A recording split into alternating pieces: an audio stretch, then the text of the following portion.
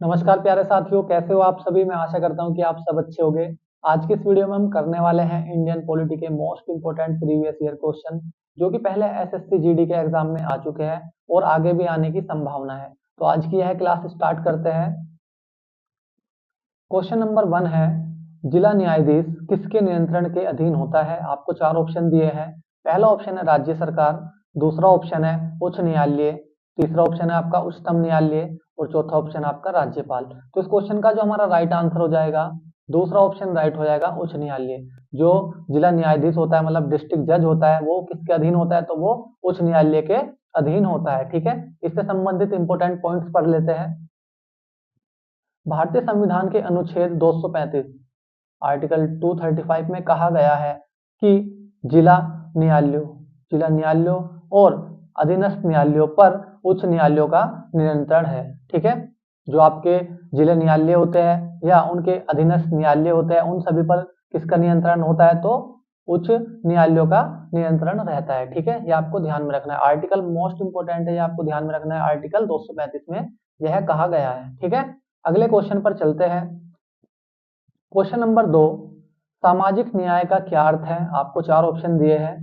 पहला ऑप्शन है सभी को समान आर्थिक अधिकार मिलने चाहिए। दूसरा ऑप्शन है सभी को समान राजनीतिक अधिकार मिलने चाहिए। तीसरा ऑप्शन है जाति, नस्ल, रंग और लिंग आधारित सभी प्रकार का भेदभाव दूर होना चाहिए। और चौथा ऑप्शन है सभी को धर्म की स्वतंत्रता का अधिकार दिया जाना चाहिए।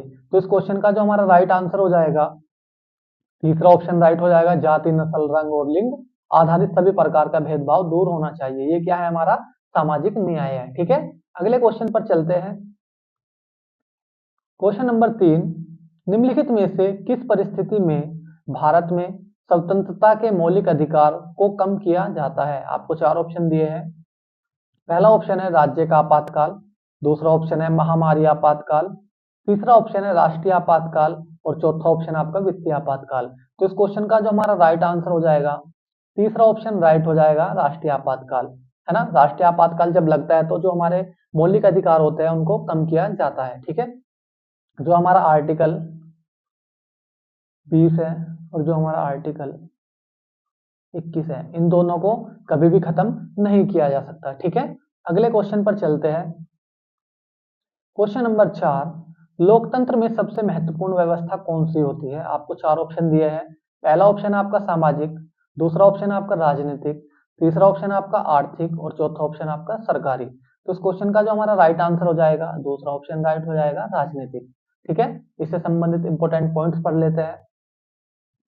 लोकतंत्र या प्रजातंत्र, है ना, लोकतंत्र या प्रजातंत्र हम किसे कहते हैं। लोकतंत्र या प्रजातंत्र एक ऐसी शासन प्रणाली है जिसके अंतर्गत जनता स्वेच्छा से निर्वाचन में आए हुए किसी भी उम्मीदवार को मत देकर अपना प्रतिनिधि चुन सकते हैं। मतलब लोकतंत्र क्या होता है, लोकतंत्र का मतलब होता है कि हम अपना नेता अपने स्वयं इच्छा से चुन सकते हैं। ठीक है, किसी पे कोई भी प्रेशर नहीं रहता कि आप इसको वोट दो, उसको वोट दो, उसे जिताओ। ऐसा कुछ नहीं है, आप अपनी स्वयं इच्छा से किसी को भी वोट दे सकते हो। ठीक है, और अपना नेता चुन सकते हो। ठीक है, अगले क्वेश्चन पर चलते हैं।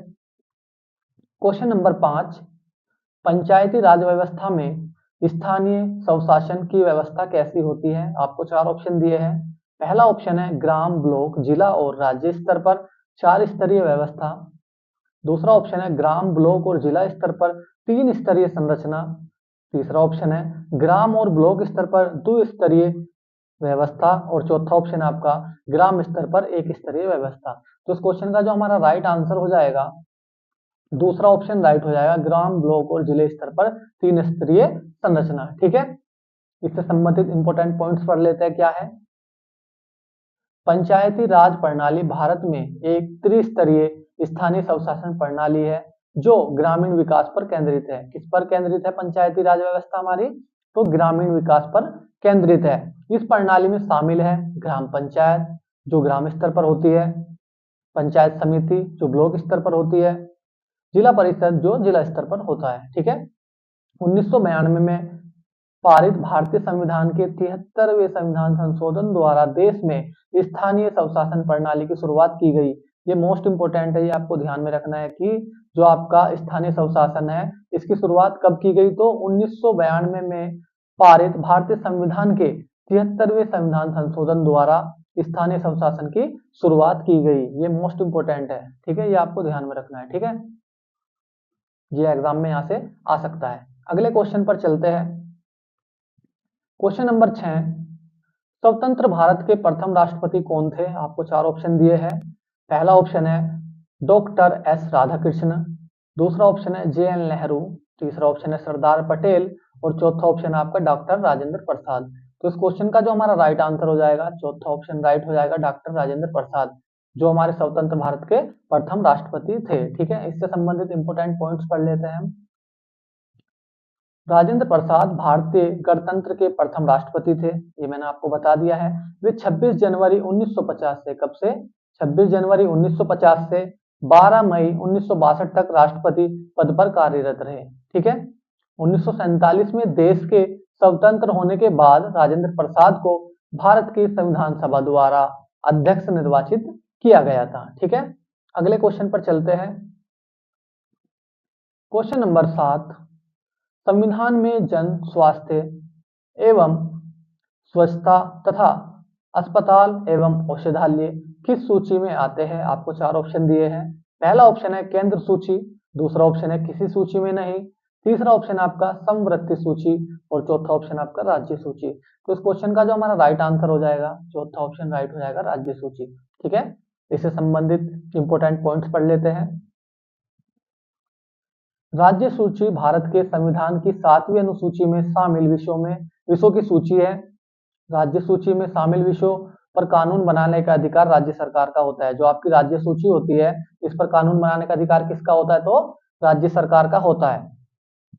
संघ सूची में 100 विषय है वर्तमान में, राज्य सूची में 61 विषय वर्तमान में, और जो आपकी समवर्ती सूची है इसमें कितने विषय वर्तमान में? तो इसमें 52 विषय है। जो आपकी संघ सूची होती है इसमें केंद्र सरकार कानून बना सकती है ना। कौन? केंद्र सरकार कानून बना सकती है इस पर। जो आपकी समवर्ती सूची है इसमें केंद्र प्लस राज्य, ठीक है। जो आपकी समवर्ती सूची है इस पर कानून बनाने का अधिकार किस किसका होता है? केंद्र और राज्य सरकार दोनों का होता है। जो आपकी संघ सूची है इस पर कानून बनाने का अधिकार किसका होता है? तो केंद्र सरकार का होता है। जो आपकी राज्य सूची है इस पर कानून बनाने का अधिकार किसका होता है? तो राज्य सरकार का होता है, ठीक है। ये आपको ध्यान में रखना है। जो आपकी राज्य सूची है इसमें वर्तमान में कितने विषय? 61 विषय है, पर मूल संविधान में कितने थे? 66 विषय थे। ये भी आपको ध्यान में रखना है, ठीक है। अगले क्वेश्चन पर चलते हैं। क्वेश्चन नंबर 8, निम्नलिखित में से किस देश ने सर्वप्रथम महिलाओं को मताधिकार दिया, मतलब वोटिंग का अधिकार दिया? आपको 4 ऑप्शन दिए हैं। पहला ऑप्शन है आपका न्यूजीलैंड, दूसरा ऑप्शन है भारत, तीसरा ऑप्शन है अमेरिका और चौथा ऑप्शन है आपका आइसलैंड। तो इस क्वेश्चन का जो हमारा राइट आंसर हो जाएगा, पहला ऑप्शन राइट हो जाएगा न्यूजीलैंड। इससे संबंधित इंपोर्टेंट पॉइंट्स पढ़ लेते हैं। क्या है? 19 सितंबर 1893 को न्यूजीलैंड संसदीय चुनाव में महिलाओं को वोट देने का अधिकार देने वाला दुनिया का पहला स्वशासित देश बना। कब बना? 19 सितंबर 1893 में, ठीक है। ये आपको ध्यान में रखना है। अगले क्वेश्चन पर चलते हैं। क्वेश्चन नंबर 9, वह प्रथम प्रधानमंत्री कौन थे जिन्होंने संसद सत्र में उपस्थित हुए बिना ही त्यागपत्र दे दिया था? आपको 4 ऑप्शन दिए हैं। पहला ऑप्शन है मोरारजी देसाई, दूसरा ऑप्शन है श्रीमती इंदिरा गांधी, तीसरा ऑप्शन है चरण सिंह और चौथा ऑप्शन आपका लाल बहादुर शास्त्री। तो इस क्वेश्चन का जो हमारा राइट आंसर हो जाएगा, तीसरा ऑप्शन राइट हो जाएगा चरण सिंह, मतलब चौधरी चरण सिंह थे वो, ठीक है। इससे संबंधित इंपोर्टेंट पॉइंट्स पढ़ लेते हैं। चौधरी चरण सिंह देश के 5वें प्रधानमंत्री थे। कौन से थे? 5वें प्रधानमंत्री थे। वह 28 जुलाई 1979 से 14 जनवरी 1980 तक प्रधानमंत्री के पद पर रहे। उनका कार्यकाल केवल 5.5 महीने तक था। कितना था उनका कार्यकाल? केवल 5.5 महीने तक वे क्या रहे? प्रधानमंत्री रहे, ठीक है। उसके बाद उन्होंने क्या दे दिया था? त्यागपत्र दे दिया था, ठीक है। अगले क्वेश्चन पर चलते हैं। क्वेश्चन नंबर 10, भारतीय जनतंत्र के संदर्भ में निम्नलिखित में से कौन सा कथन सही है? आपको 4 ऑप्शन दिए हैं। पहला ऑप्शन है लोगों को अपना प्रतिनिधियों को चुनने की अनुमति देता है। दूसरा ऑप्शन है वित्तीय आपातकाल के हिस्सों में लोगों को देश पर कब्जा कर लेने का अधिकार देता है। तीसरा ऑप्शन है सेना को देश पर शासन करने का करने की अनुमति देता है। और चौथा ऑप्शन है आपका लोगों को तीर्थ यात्रा के लिए कर भुगतान का आदेश देता है। तो इस क्वेश्चन का जो हमारा राइट आंसर हो जाएगा, पहला ऑप्शन राइट हो जाएगा, लोगों को अपना प्रतिनिधियों को चुनने की अनुमति देता है। जो आपका जनतंत्र होता है, मतलब जनता का तंत्र, उसको लोकतंत्र भी कहते हैं। क्या कहते हैं इसको? लोकतंत्र। लोकतंत्र का मतलब क्या होता है कि हम अपना नेता खुद चुन सकते हैं, स्वयं इच्छा से, हम पर कोई भी प्रेशर नहीं होता कि आप इसको वोट दो, उसको वोट दो, ऐसा कुछ नहीं होता। लोकतंत्र में क्या होता है, आप अपना नेता खुद से चुन सकते हो, आप अपनी वोट किसी को भी दे सकते हो। ठीक है, अगले क्वेश्चन पर चलते हैं। क्वेश्चन नंबर 11 है, भारतीय संविधान में भारत को डैश घोषित किया गया। आपको चार ऑप्शन दिए हैं। पहला ऑप्शन है राज्यों का एक महासंघ, दूसरा ऑप्शन है राज्यों का एक परिसंघ, तीसरा ऑप्शन है राज्यों का एक संघ, और चौथा ऑप्शन आपका राज्यों का एक सम्मेलन। तो इस क्वेश्चन का जो हमारा राइट आंसर हो जाएगा, तीसरा ऑप्शन राइट हो जाएगा, राज्यों का एक संघ। ठीक है, इससे संबंधित इंपॉर्टेंट पॉइंट्स पढ़ लेते हैं। भारतीय संविधान के अनुच्छेद 1 आर्टिकल 1 में भारत को राज्यों का संघ बताया गया है। इसके अलावा इस अनुच्छेद में भारत के क्षेत्र के बारे में भी जानकारी दी गई है। जो हमारा आर्टिकल 1 है, इसमें क्या कहा गया है कि जो भारत है वह राज्यों का संघ है। ठीक है, अगले क्वेश्चन पर चलते हैं। क्वेश्चन नंबर 12, निम्नलिखित में से किस विकल्प को भारत में लोकतंत्र का तीसरा स्तर भी कहा जाता है? आपको चार ऑप्शन दिए हैं। पहला ऑप्शन है राज्य सरकार, दूसरा ऑप्शन आपका केंद्र शासित प्रदेश, तीसरा ऑप्शन आपका स्थानीय स्वशासन, और चौथा ऑप्शन आपका सर्वोच्च न्यायालय। तो इस क्वेश्चन का जो हमारा राइट आंसर हो जाएगा, तीसरा ऑप्शन राइट हो जाएगा, स्थानीय स्वशासन मतलब पंचायती राज। ठीक है, इससे संबंधित इंपॉर्टेंट पॉइंट पढ़ लेते हैं। क्या है? पंचायती राज प्रणाली भारत में एक त्रिस्तरीय स्थानीय स्वशासन प्रणाली है जो ग्रामीण विकास पर केंद्रित है। किस पर? ग्रामीण विकास पर केंद्रित है, जो आपका पंचायती राज प्रणाली है। ठीक है, इस प्रणाली में शामिल है ग्राम पंचायत जो ग्राम स्तर पर होती है, पंचायती समिति जो ब्लॉक स्तर पर होती है, जिला परिषद जो जिला स्तर पर होता है। ठीक है, 1992 में पारित भारतीय संविधान के 73वें संविधान संशोधन द्वारा देश में स्थानीय स्वशासन की शुरुआत की गई थी। कब की गई थी? 73वें संविधान संशोधन द्वारा। कब? 1992 में। ठीक है, स्थानीय स्वशासन की शुरुआत की गई थी। ये पॉइंट आपको ध्यान में रखना है इस क्वेश्चन से संबंधित। अगले क्वेश्चन पर चलते हैं।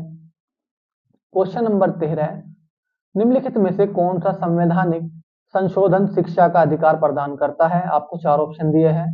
पहला ऑप्शन है 88वां संशोधन, दूसरा ऑप्शन आपका 89वां संशोधन, तीसरा ऑप्शन आपका 87वां संशोधन, और चौथा ऑप्शन आपका 86वां संशोधन। तो इस क्वेश्चन का जो हमारा राइट आंसर हो जाएगा, चौथा ऑप्शन राइट हो जाएगा, 86वां संशोधन। इस क्वेश्चन से संबंधित इंपोर्टेंट पॉइंट्स पढ़ लेते हैं। क्या है?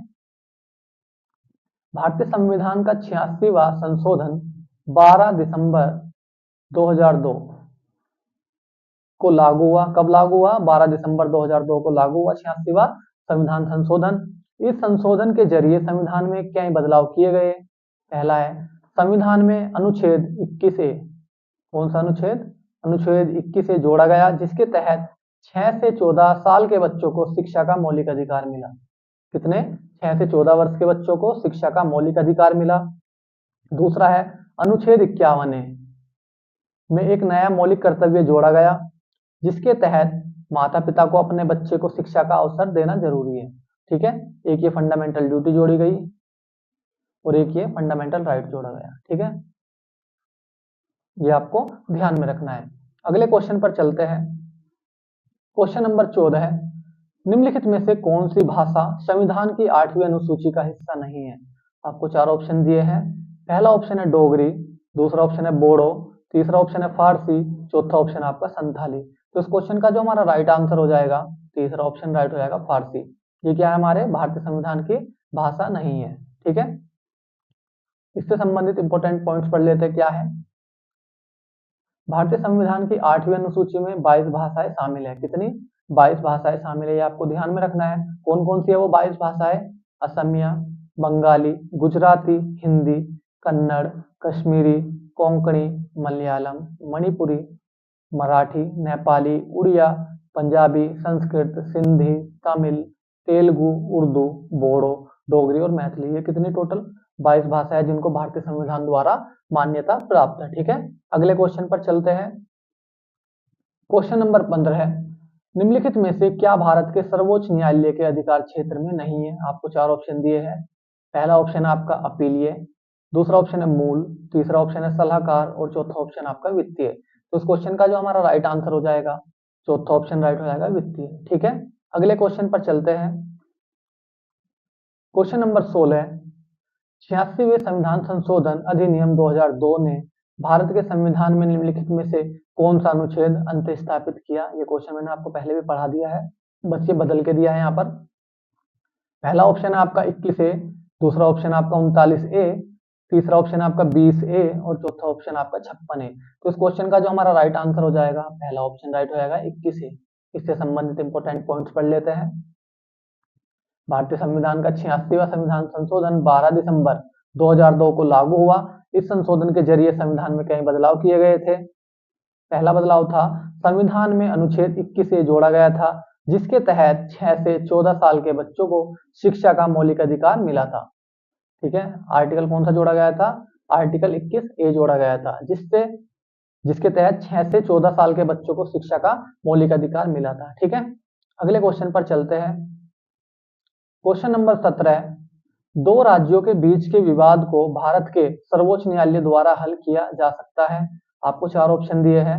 पहला ऑप्शन है आपका अपीलीय न्यायिक क्षेत्र अधिकार, दूसरा ऑप्शन आपका सलाहकारी क्षेत्र अधिकार, तीसरा ऑप्शन आपका पर्यवेक्षी क्षेत्र अधिकार और चौथा ऑप्शन आपका मूल न्याय अधिकार। तो इस क्वेश्चन का जो हमारा राइट आंसर हो जाएगा, चौथा ऑप्शन राइट हो जाएगा, मूल न्याय अधिकार। ठीक है, अगले क्वेश्चन पर चलते हैं। क्वेश्चन नंबर 18, बीपी मंडल आयोग की स्थापना पिछड़ेपन के कारणों का अध्ययन करने के लिए की गई थी। आपको चार ऑप्शन दिए हैं। पहला ऑप्शन है अनुसूचित जनजाति, दूसरा ऑप्शन है आपका अनुसूचित जाति, तीसरा ऑप्शन है आपका ग्रामीण महिला और बच्चे और चौथा ऑप्शन है आपका सामाजिक और आर्थिक रूप से पिछड़े वर्ग। तो इस क्वेश्चन का जो हमारा राइट आंसर हो जाएगा, चौथा ऑप्शन राइट हो जाएगा, सामाजिक और आर्थिक रूप से पिछड़े वर्ग का अध्ययन करने के लिए किस आयोग का गठन किया गया था? तो बीपी मंडल आयोग का गठन किया गया था। ठीक है, इससे संबंधित इंपोर्टेंट पॉइंट्स पढ़ लेते हैं। मंडल आयोग मतलब बीपी मंडल।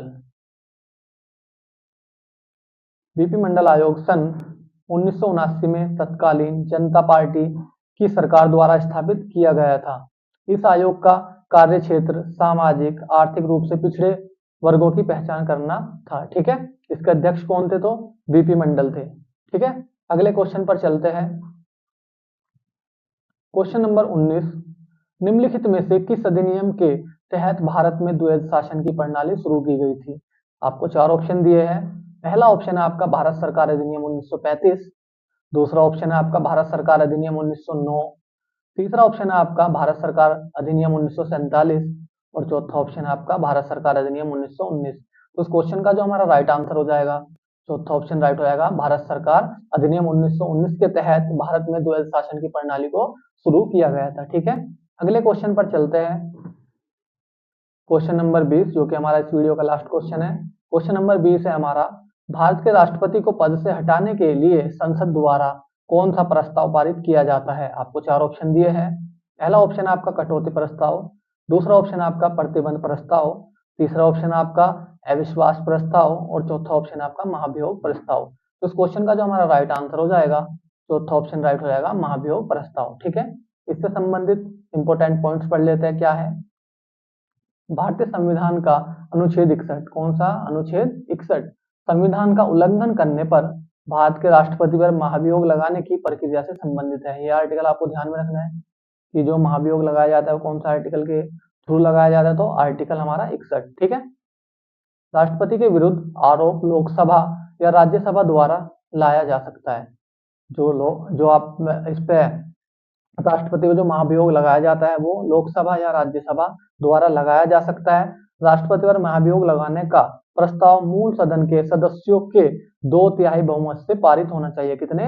2/3 बहुमत से पारित होना चाहिए। ठीक है, तभी आप जो ये आपका होता है महाभियोग प्रस्ताव लगा सकते हैं। ठीक है, मैं आशा करता हूँ कि आपको ये 20 के 20 क्वेश्चन अच्छे से समझ में आए होंगे और ये मेरी वीडियो अच्छी लगी होगी।